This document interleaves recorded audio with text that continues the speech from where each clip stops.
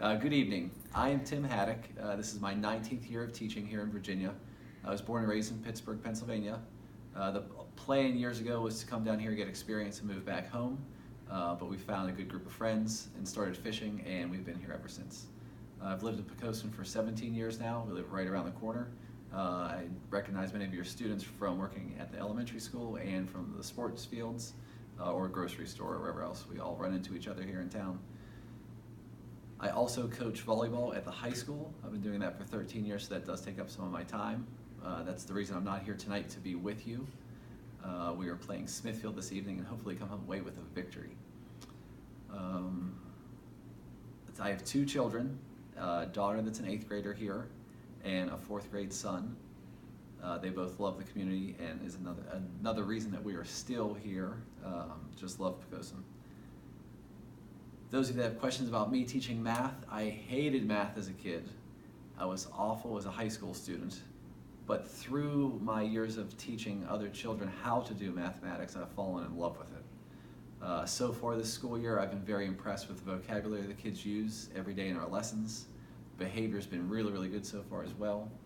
And hopefully that my connection with math now, later on in life, and my struggles early on can combine to make a rich learning experience for your children. If that ever doesn't seem to be the case, please email me immediately and I will try to adjust my strategy or style to meet the needs of your child. Let's see. I think we can build a realistic transition in all these kids between fear of mathematics, which I know are real, into a love of math, or at least to be functioning in math, to know that it's something they have to use for the rest of their life. So that's my goal when they walk in here every day. One is to get better every single day, but to find some love of numbers that they can carry with them for the rest of their lives, because they can't get away from these things. What's next? To survive in my class, the most important thing is to raise your hand. The kids have been doing a great job of that so far.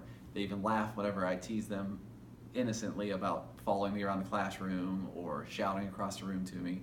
So they're buying into that system quickly. I just find that to be very powerful whenever we're doing a lesson. If kids are raising their hands to speak or to ask questions, it just works with my brain so much better if it's organized. I just can't handle the chaos. So I try to be as organized as possible. When I screw up like I did earlier today in my honors class, one kid started doing a worksheet one way, I assumed he was correct, and that made the whole rest of the day in honors go sideways. But I apologized immediately, corrected the mistake, and then the perfect squares made sense to everybody else after that. But I'll always do that too. If I make the mistake, I'll always own up for it. I think it's good for the kids to see that. And again, it goes back to me just being a lifelong learner of math too. I'm not perfect with everything. For parents to follow along with what's going on in my class, checking my website is crucial. I will put the homework on there every single day. If anything changes it, it's definitely updated by the time your child leaves my classroom, if not by the end of the day. I think I said this, but I could be restating something, but all the homework is listed under the assignment link, and those things are posted daily, or I'll chunk a couple days together if the content's the same. For example, last week on Friday, actually when we're filming this right now, I'm leaving to go to Pittsburgh. So I have the homework for Friday, Monday, and Tuesday already loaded as one chunk. It's the same activity for all 3 nights, and that work's not due until Wednesday, which would have been yesterday, I suppose. It's starting to feel like Back to the Future away, in a little bit. The link for Khan Academy is on my website as well, under the link portion. I like the idea of using Khan Academy this year more than IXL because there are fewer problems for the kids to be successful. We've also discovered that the kids can try one of the practices more than once. So if your child starts an activity and they get an 86%, they don't like that score for homework, they want to try it again, we'll take the highest score in my class as many times as they try it until that homework is due. So if the homework is due on a Wednesday, they have all the time to complete that work until it goes into the grade book to try to get the highest score that they want. We did struggle with trying to sign up, but as of right now, I believe everybody is in the class roster. All the kids know how to sign in, but you parents weren't with us. So the easiest thing to do is to have your child log into their Google account, which the school has provided. It should be on a sticker in their agenda. It's the same passwords they had last year at the elementary school. Once they're in Google on your machine, whether it's a phone or a tablet or a computer, then go to Khan Academy. Just log in there.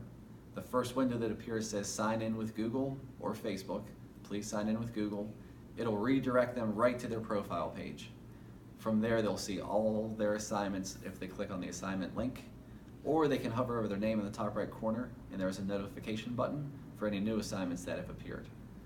One other beautiful thing about Khan Academy, which I've known for years, is if a kid is practicing there, if you struggle, there's videos that you can watch that will reteach the concepts or the lesson to them.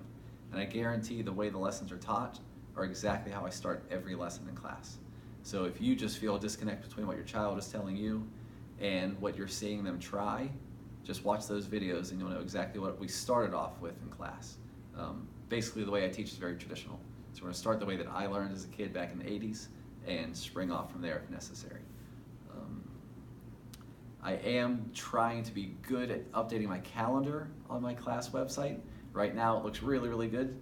I will try to do my best. I see Miss Montalvo is smiling at that one. She is filming right now. But I will do my best to have that calendar up to date all the time so you know when tests and quizzes will take place. Let's see, if you ever have any questions, please email me. I always try to get back to you within 24 hours. Email's a little bit faster during the day, so I can get back to you during planning. If you call, it goes straight to voicemail, but I can call you back.